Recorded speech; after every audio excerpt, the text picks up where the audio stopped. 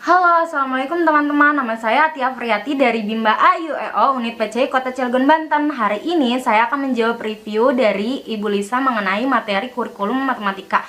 Langsung saja ya teman-teman, saya akan membacakan pertanyaan kurikulum matematika. Yang pertama, apa tujuan kurikulum matematika di Bimba AYUEO dan bagaimana cara agar tujuan kurikulum matematika dapat tercapai? Tujuan kurikulum matematika di Bimba AYUEO adalah untuk menumbuhkan minat anak dalam berlogika matematika. Bagaimana sih agar tujuan kurikulum matematika itu dapat tercapai? Kita sebagai motivator harus memperhatikan 5 hal penting di dalam itu. Yang pertama adalah syaratnya, tujuannya, bagaimana caranya, bagaimana evaluasinya, dan bagaimana selanjutnya. Dari 5 hal yang harus kita perhatikan itu, kita juga harus memperhatikan kurikulum yang ada di matematika, kurikulum matematika Bimba AYUEO seperti itu.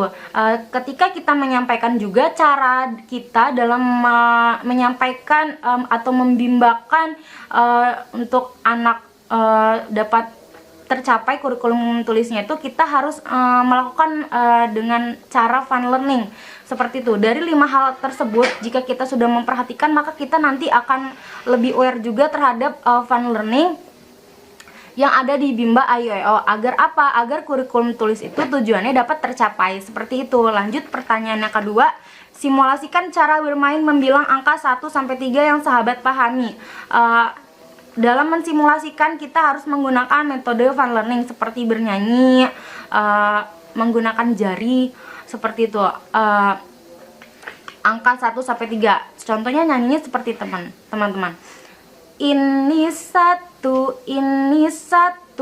satu jari, tambah satu jari, jadinya berapa ya kak? 1, 2, 2 jari, 2 jari, 2 jari, 2 jari, tambah 1 jari, tambah 1 jari, jadinya berapa kak? Ayo kita hitung. 1, 2, 3, jadinya 3 jari, 3 jari. Nah teman-teman, kita tuh harus melakukan dialog juga dengan anak. Jadi kita dalam membimbakan untuk anak tuh tahu angka 1-3, kita harus melibatkan anak. Kita juga harus aktif, kita harus melakukan metode yang menyenangkan seperti bernyanyi yang seperti tadi itu. Terus kita juga harus lebih banyak berdialog dengan anak, jadi agar anak tuh antusias kepada kita sebagai motivator yang membimbakannya gitu. Terus ketika anak sudah tahu angka 1-3, jadinya nanti ke tahap selanjutnya tuh lebih mudah seperti itu. Kita sebagai motivator pokoknya harus menciptakan suasana yang menyenangkan dalam membimbakan. Dalam mengajarkan anak 1-3 aja, kita harus menggunakan metode bernyanyi, metode berdialog. Kakak, kalau ini berapa? 1. Oh iya pintar. Tapi kita jangan menggunakan kata pintar. Saya juga kadang suka lupa sih. Kita harus bilangnya, wah iya kakak rajin. Iya ini angka 1. Iya yuk kita nyanyi kayak gitu. Nanti kalau misalkan anak sudah tahu, anak senang dalam melakukan itu, nanti anak akan mampu. Ketika sudah mampu ya sudah, nanti akan terampil dan tahap selanjutnya bisa kita lakukan dengan baik seperti itu. Pertanyaan nomor 3, apa syarat, tujuan, dan cara evaluasi modul matematika 1B? Syarat untuk anak dapat bermain modul 1B itu teman-teman, apabila anak sudah terampil di modul matematika 1A. Kalau tujuannya itu kan ada 2, ada tujuan utama sama tujuan khusus. Kalau tujuan utamanya itu teman-teman agar anak itu menyukai modul 1B, menyukai bermain modul 1B. Kalau tujuan khususnya itu agar anak itu mampu untuk terampil untuk membilang dan mengetahui simbol angka 1-10. Kalau untuk evaluasinya teman-teman, jadi kalau evaluasinya itu kita harus yang pertama itu harus harus evaluasi afeksi anak.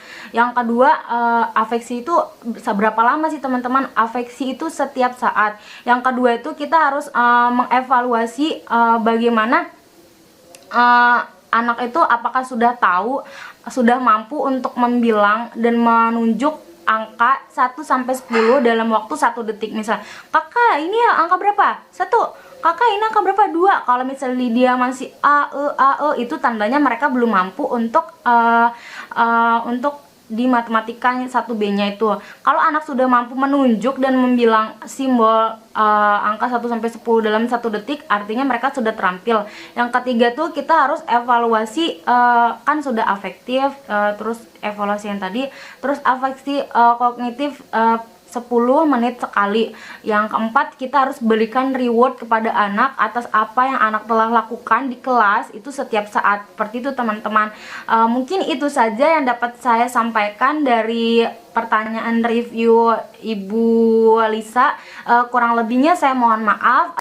Assalamualaikum warahmatullahi wabarakatuh. Salam Bimba, tetap semangat dan terus belajar.